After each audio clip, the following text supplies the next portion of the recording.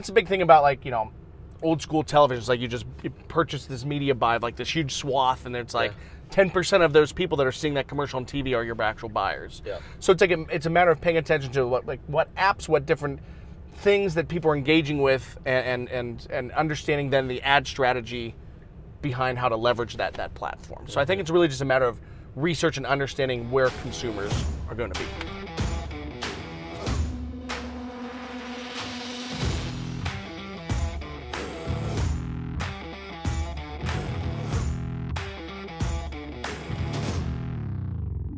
Welcome to another episode of The Drive. Tune in for everything you need to know to stay in the know regarding the automotive industry. Here's your host, Jason Harris. All right, Dane, thank you so much for taking the time to come jam with me, man. I really appreciate it. Man, this is a cool ride. I know, this is going to be fun. Hey, for everybody out there that's watching or listening right now and don't know who Dane Saville is, let's start with that 2-minute origin story. Yeah. Who is Dane? So it's actually pretty eclectic, right? I mean, I was a high school English teacher. I worked for the Department of Defense, Department of Navy, worked at an advertising agency, and I worked in a 33-store group in the marketing department. So our CEO of Reengagement Marketing was the marketing director there. I parted ways there. A couple other guys parted ways from that 33-store group, and then we reunited, hence Reengagement Marketing. Oh, really? Is that how the name? That's how the name actually came about, because we all reunited from that 33-store group. So we were there. While we were there, Dave, our CEO, the last 4 years he's the marketing director, we increased revenue from $800 million to $1.4 billion. Wow. 1 out of every 4 cars in the county was sold by these dealerships. So we vastly increased leads and you know, for the salespeople to make sales. So. Oh, so that is how Reengagement Marketing, the name came about. That's how the name came about. That's pretty cool. Yeah. Now, I know there's one more thing that you didn't put in there, and we got to talk about it. Do you purposely not put that in there? I think you did. I think you did. I think I might have skipped I think you did. I think we need to talk a little bit about your semi-professional wrestling career. Yeah. So I did pro wrestling for about 15 years. I toured Japan. Sorry, professional wrestling. I apologize. That's all right. Semi-professional. It was kind of semi, because I never had a contract with like one of the big companies, but toured Japan. You know, been on Monday Night Raw a couple times. You know, I've wrestled a bunch of guys. Old school names, like I've been in the ring with Ricky the Dragon Steamboat, Greg the Hammer Valentine, Ric Flair. You've been in the ring with Ric Flair? Yeah, I partied with Ric Flair too in Pittsburgh, but we're not going to talk about that here for recording. We'll do off recording. That's a whole other podcast. I imagine that was probably a party. Yeah, I'm actually credited with having Mick Foley's very last match. Really? Yeah. That is so cool. Now, did you have a wrestling name? Mickey Gambino. Mickey Gambino. The nice guy. I had a pompadour, and I took like nice guy Eddie from Reservoir Dogs. Had the pompadour, so it's nice guy Mickey Gambino. And that's how it came about? You're just like, That was it. It was an homage to my mother, my family lineage. I'm Italian-Irish, and my mom's name is Michelle. People call her Mickey, so Mickey Gambino. Cool. That is so cool. All right, let's get right into it. Yeah. We were talking a little earlier, off camera before we got started, about the secret sauce. Secret sauce, yeah. And everybody wants to know what's in that secret sauce, and does the secret sauce actually exist? What's in the secret sauce is bullshit, right? If we're gonna get down to it, so yeah, I mean there is no secret sauce. Like, you know, there's no silver bullet, no secret sauce. What it is, it's grit and commitment. Yeah. That's the secret. Actually, that might be the secret sauce: grit and commitment. If there's any that's what it is, and it's just execution at the end of the day. That's what it is, right? You know, look at for dealerships out there and their marketing efforts, we're all using the same ingredients. Yeah. You know, we got Facebook ads, we got Instagram ads, we got YouTube, we have LinkedIn, we have Snapchat, we have Google ads. It's what you do with those ingredients might change a little bit.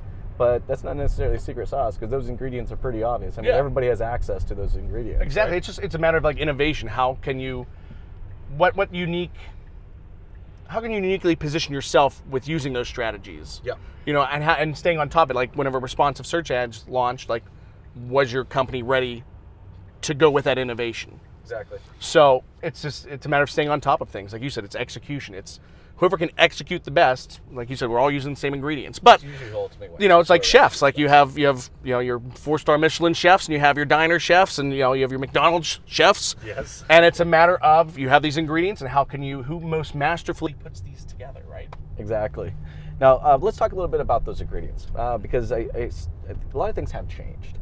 And I still don't think maybe even dealers are aware of some of the new ad formats and what's even available to them. And dynamic remarketing ads. I mean, or dynamic inventory ads. Yeah. There's just so much out there. In fact, actually, let's talk about remarketing actually real quick, because there's a lot of things changing, and I don't hear a lot of people talking about it. Right? There's a lot of legislation coming down as far as the usage of cookies go. Yeah. What's your thoughts and opinions on? Because we built our industry on remarketing. Yeah. Like, there's not a dealership out there that doesn't like a remarketing ad. It's like, yeah. I want to see my face everywhere 100 times a day, Yeah. So what's your thoughts and opinions on how remarketing is going to change over the next few years? That's like the question of the day, right? Yeah. I mean, I don't want to overestimate how dramatically things might change, but it's definitely going to be, I think the big conversation is, really understanding the use of first-party data. I think yes. I don't want to say to what degree remarketing will change. What I want to say is I want to change the conversation to what degree you're using your first-party data. Well, let's talk a little bit first about how it's changing, because I think a lot of dealerships aren't even aware what's changing. I mean, a few years back we could have 30, 40, 50, 60,000 people in a remarketing bucket. Now I'm seeing remarketing buckets that might be 3, 5, 7,000. Yeah. So the way that we're using cookies have changed so much. If you got an Apple phone, that operating system now is only allowing remarketing efforts for 24 hours. Yeah. 1 day. Yeah. We have 1 day to remarket to that person off of just a basic cookies. Yeah. And Chrome, obviously being Google, they're the ones that are holding on to it the longest. But they're even saying in the next anywhere from a year or so or under, yeah. right? They're also going to ban or change, the concept of a cookie. Yeah, exactly. So how does it? So let's talk about first-party data, and let's talk about third-party data. So the dealerships out there can understand the difference between the two of them. So you want to explain the difference between those two? Yeah, I mean, like third-party data is, whenever it's using like other. I don't want to say purchasing, it's like getting data from other websites. Like when they visit another website, do other things across the internet that's not on your website, yep. you leveraging that data to then remarket. Yep. Whereas first party data, it's like people that are on your site, engaging with you, they're your shopper. They're on your website, interacting with your content. Yep. So you're thinking of cookies, right? Those are yeah. browser specific. Yeah. All right. A thumbprint is a device specific. So if you look at cellular devices, I don't know, a few years ago, I think it was Google and Apple got together and made some collective decisions on how we were going to market to devices. Now every device has an advertising ID, all right, built into the device. Now those IDs only last for about 6 months, but now we're actually able to target the device, not necessarily just the browser usage. Yeah. So that device now, they can be targeted through geolocation. It can target over a 6-month period, where they go, what are their habits of the device, not of the individual. I know that scares people a little bit when we talk about that, but it's I'll give you for example, we were running a campaign with Subaru, and they wanted to target dog parks. Okay. So people that are actively online behaviorally shopping for a car, in combination with the fact that they visited a dog park in the last 6 months. Yeah. So that's the next gen. That's the next gen. That's where we're going. And I just don't hear a whole hell of a lot of people out there talking about how we access that data. And also, let's talk about data, because there's a lot of companies out there that claim they have first-party data. Yeah. Like, it's a buzzword. There's not a great explanation of what data actually means, yeah. and what we can legitimately actually do with it. So now let's go a little bit. Now we'll get out. Actually, let's go out the subject of data. Let's go into ad formats. Yeah. I mean, there's definitely some ad formats out there right now that, from a cost perspective, everyone has to look at what their budgets are, and I don't think anybody's going to be spending more money this year than they did the previous year, right? Yeah. So everything's just getting slightly tighter. Where do you see the best bang for their buck right now as far as ad formats go?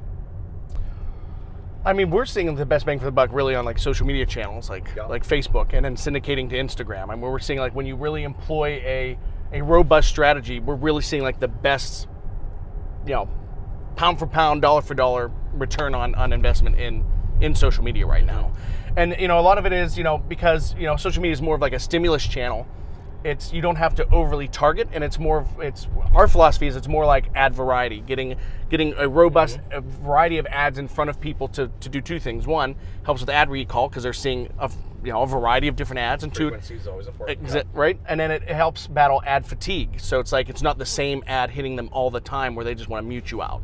Yeah, I think if any dealership could take away one little strategy and make a very positive change in their efforts this year, it's that get away from this idea that it's one ad fits all. Yeah.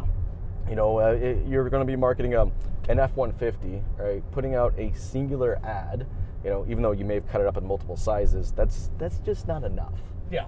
We have to get more specific with our ads as far as audience go. Yep. And then even within those audiences, it's like, if you're targeting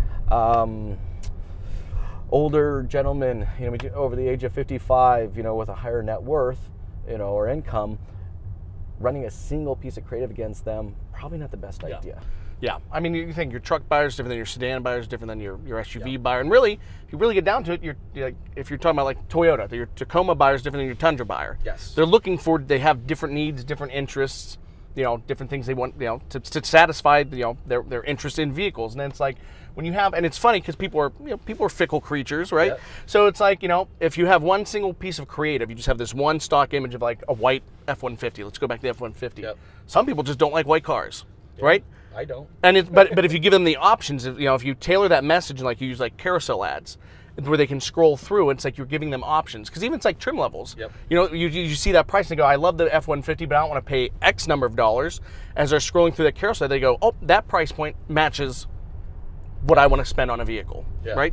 So then what's great too is whenever you're using that actual inventory instead of just a stock image, then you get them to your website, and your website's the land of no competitors. It's like they're engaging with your content, getting eyes on inventory, and ultimately, it's kind of the goal. You want to get people looking at your vehicles, right?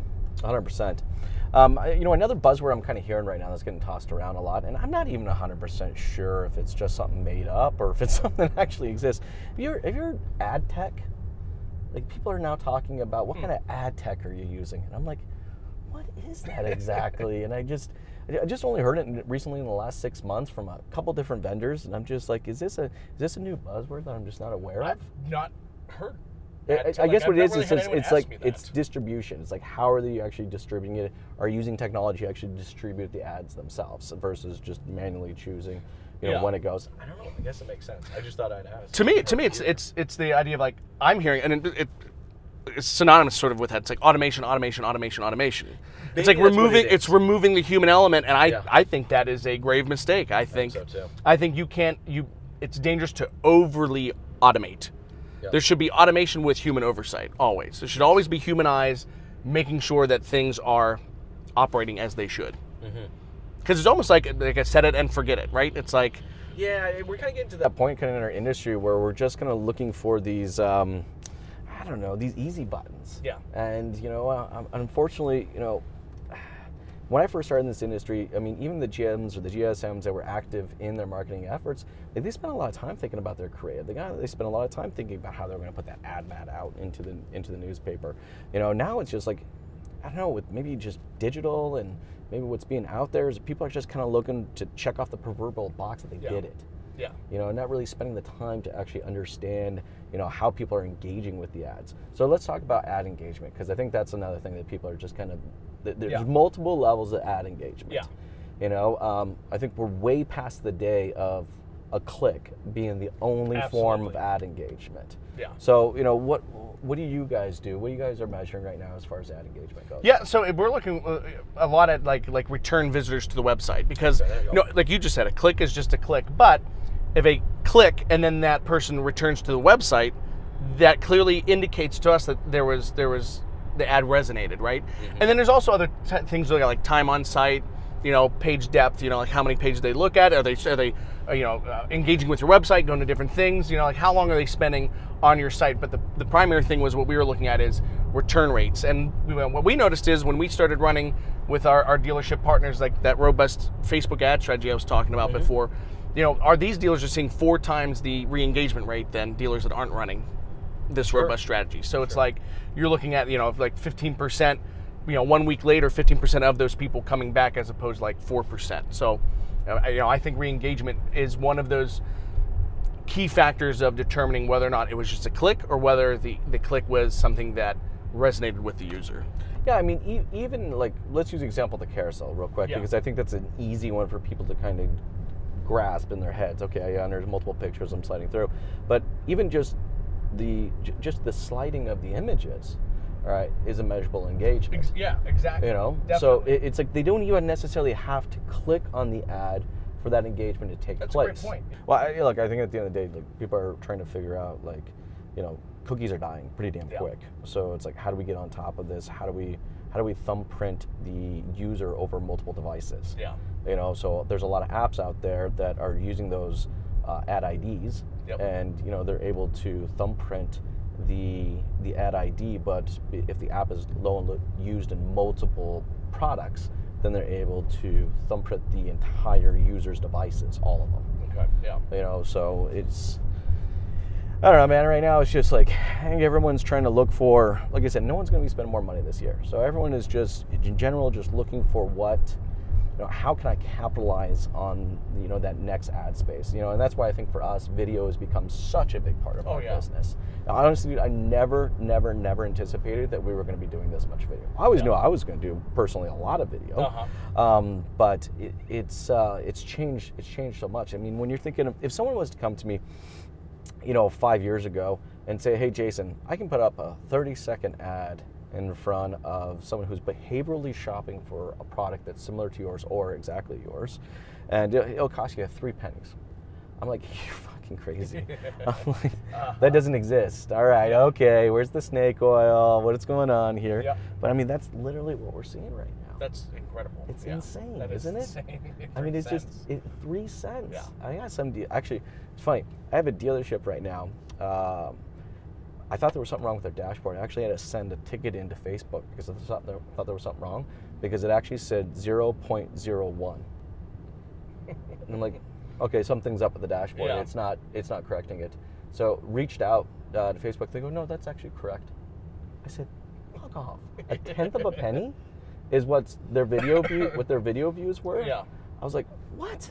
You know, but it was just, they were in a demographic, and where we were targeting, who we were targeting, nobody was targeting them. Yeah. So I mean, it's just an auction format. There is just a lot of inventory, and when the inventory is not getting bought up, it is really, really, really cheap. Yeah, and the great thing about video is, like, it fits automotive retail perfectly because twofold. It's a people business. Yep. You want to trust the person you're dealing with, and it's a visual business.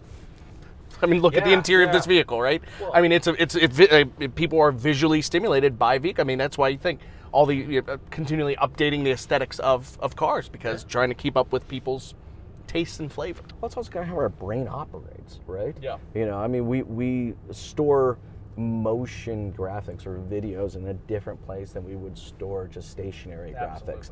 And then I think another thing, I'm thinking strategy-wise, I've just been thinking a lot about this year, right? And how I'm going to try to, you know, again, no one's increasing the budget, so what am I going to do with those budgets? And, you know, looking back on, you know, over the 800 videos that we produced last year, you know, which ones were the ones that had the highest engagement? To your point, a lot of return traffic, you know, and low cost, ridiculously, but you know, what was it? Trying to dissect and trying to figure it out. And you know what we started realizing? It was any type of creative that we can evoke an emotion out of. Yeah. So, you know, if we can make you laugh, that's always a great thing, right? Yeah. And you think about it, like, when, you know, if I asked you what were the last, you know, 3 display ads you saw, you probably wouldn't be able to recall even 3, you know, like probably not at all, you know, because we're just so desensitized to imagery being everywhere, right? Yeah. But if I ask you over the last 3 YouTube videos you watch, high probability you actually remember all 3. Yeah, oh, for sure. And then when you look back on why you remember them, it's because they evoke some type of emotion. Yeah. Either they pissed you off, right? I couldn't believe that person said this, you know? Okay. Yeah. Or it made you laugh, you know, or it tugged at your heartstrings a little bit. So, you know, it's I think for dealerships out there that are looking to kind of find more of a cost-effective way to share that message, is that it should be a goal and objective to try to evoke some level of an emotion into it. I love that you're saying that, because since I've been in automotive, my biggest complaint is, like, things are too focused around, like, price at the dealership level. And I mean, if you think about it, like when you think about, like, the OEMs, like, it's like they typically try to create commercials that appeal more to emotion, right? Yeah, well, they're trying to do something. I mean, not all the commercials, but there are built in to the one, the Schmott Pack. Yeah, the Schmott Pack. Schmott like, Pack. Come on. I mean, who didn't smile and laugh a little bit? Like Captain America is there, and we're like, what is going on right now? Yeah, I know. I mean, I feel like that's what's missing at the dealership level of that. There's not enough emotive advertising to get people invested. Emotive advertising. Is that an actual? Is that a thing, or did we just make that up? I think we might have just made it up. That is awesome. We're gonna add. Yeah, this is what we're gonna do. I'm gonna add that to my listing. Emotive advertising. That is awesome. I mean, that's you want exactly what it is. You want to evoke something from people. I mean, that's the whole. To me, the whole purpose of advertising. Like I said, I'm as a writer. Like my background's in writing, and I felt like, I remember writing these different scripts for dealers, and I'm like, man, this is really good, really creative. And they're like, well, why didn't you like front load the price at the beginning of this script? And it's like, I'm trying to make a connection here. Like, that's a good point. I think right now is that a lot of dealerships' marketing efforts is that we're trying to literally come up with a message of price before we even connect with them. Yeah, it's like there's no foreplay. Like foreplay's over. Right? It's like, let's put a ring on it. It's just like, I mean, I look at this creative, a lot of the creative that's being pumped out there, and it's just like, buy me now. Yeah. Whoa, hey, hold on, we haven't even gone on a date yet. Maybe buy me a couple drinks, but it's like, no, let's put a ring. A little bit. Right? So I'm thinking that is probably a really good strategy for people that are looking at optimizing their ad spend this year, is to think about that. How are you courting that consumer? And I think about this, and you meet someone for the first time, maybe you're interested in dating with them. You try to evoke an emotion out of them. Maybe tell them a little joke, maybe a little story or something like that. Yeah, right. There's something that's there, but we just have this very cold, very stale kind of approach to it, where it's just price, which I'm not saying price is not important. I'm about to say, I'm not trying to indicate that price is irrelevant. Yes, I agree. I think it's incredibly important. But it's not the most important thing. It's like, let's try to connect with the consumer in some way, and to your point, it's kicking it old school. Our industry has always been a people business. So have you seen this executed well with anybody? Like, have you seen people really start to push the message of their people? No. Do you have some ideas about how maybe somebody might do that? There's one girl. So she's not. I don't want to say she's not supported by the dealership, because I don't know. Yeah. But there's this girl, Allison Sells Cars, and she does a great job at branding herself. Okay. And she's out there with her emojis and different ways of content connecting with people. But I don't see the dealerships really. I can't think of an example of a dealership really pushing out the message of their people. Well, I think there's a way to hack it, right? Let's think of walk around videos. All right. If a dealership is embracing any type of video, for some reason it's the walk around. Yeah. And I got to be honest with you, the majority of them out there are the most boring ass things to watch ever. Yeah. It's just like, let me watch some overly nervous salesperson just regurgitate whatever the hell the brochure just said. Yeah. But I think there's an opportunity within a walk around to highlight the person as much as the product. Yeah. It's like, instead of just talking about the features of the car, let me find out the features of the car that person likes. Yeah. And you can relate that. So, maybe it's like, my family, I have 2 young sons, we're going to hockey on a regular basis, and if you're a hockey family, the insane size of this equipment that we're carrying around. I mean, these bags are literally just as large as the kids are themselves. And it's like, let me show you how many hockey bags you can actually fit in the trunk of this bad boy. It's A, it's relevant to the audience that's seeing it. B, we're learning a little something about that person. So it's like, that's right, we're humanizing it. So when I come into the dealership and I talk to, Susan, it's like, oh yeah, I saw that video. What team do your kids play for? Yeah. Like, we can have... You're giving them something to have a conversation. Yeah. I had this one gentleman, young guy, and we were working on a walk around, and I asked him what his favorite feature was. And he looked at me and he said, the power seat. I'm like, the power seat?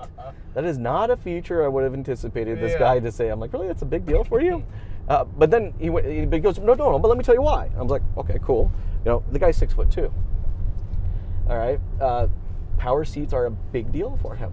You know, and actually, you know what the funny thing is? The speed of the power seat is a big deal for him, because he's like, dude, I get in the cars, and I'm like literally sitting there for like a minute going, slowly, yeah. And his favorite feature on this particular car that we were talking about was how fast. He's like, look at this, dude. It was like 5 seconds, I'm good. Yeah. I was like, well, okay. So your knees are crunched up, and you're. I would have never thought that was a feature, but again, all right, someone watching could say, you know what, I'm tall too. I can relate with that. Exactly. Yep. Exactly. So cool. So far, I think we got really kind of looking at the different ad formats, diversifying the formats that we have out there, and really kind of let's do that courtship up to that, and then let's really kind of bring that human element into it. Is there anything else that you think someone out there right now looking at the marketing strategy for this next year that could bring them just additional value on what they will be spending? It's really just a matter of research. Like, where are people? It's paying attention where people are actually engaging with content and meeting the consumer where they are at. That's a good point. So it's things have become obsolete. Like, imagine like advertising on MySpace. It's like you got to see where the trends are. Where are people heading? Yeah. Where are your demographic that you're trying to reach? Your buyer, not just That's a big thing about like old school televisions. Like you purchase this media buy of like this huge swath, and it's like 10% of those people that are seeing that commercial on TV are your actual buyers. Yeah. So it's like it's a matter of paying attention to what apps, what different things that people are engaging with, and understanding then the ad strategy behind how to leverage that platform. So I think it's really just a matter of research and understanding where consumers are going to be. Well, I think it's a good point. I mean, I just started going back into LinkedIn advertising for dealers, and not for a lot, but again, it's just first identifying really what the goal and objective is, and then defining the audience that's going to help us meet the goal and objective, and then to your point, what you just said, is understanding where that audience is. So I've taken on a handful, actually quite a few of new clients that have commercial vehicles. Okay. And that's not a campaign, not a vehicle that we typically work on, right? Yeah. So it's really kind of understanding. Commercial vehicles, there are a lot of different audiences, right? You could have small businesses, you can have super large corporations, you can have government employees. Like there's a lot of different audiences kind of fall into that place. So figuring out where those people are. Yeah. So now going into LinkedIn makes sense. Being able to target a larger corporation and a title in which they have, that might be relevant to the customer, and then targeting them with a specific message. Like, exactly. Are you in charge of fleet in your company? Have you seen these offers? Are you a small business owner? Going back to ad copy, which is a big thing for you. Yeah. It's just making that content, making that creative relevant to the consumer. Speak to that individual. Yeah. And that's a big thing, like you're talking about, like, now you're dabbling a little bit again with LinkedIn. It's like, there's so many platforms out there. Don't pigeonhole yourself into one. Like you shouldn't don't put all your eggs in one basket, right? That's been a cliche for how long now? And so it's a matter of diversifying the ad copy, diversifying the content, diversifying what channels you're hitting consumers at. I mean, I think if you follow even one of those three things we talked about here, I think you're going to see more ROI on the ad dollars you will ultimately end up spending this year. Absolutely. That's cool. I think we're there. Yeah. Look at that, man. Nice. How about timing?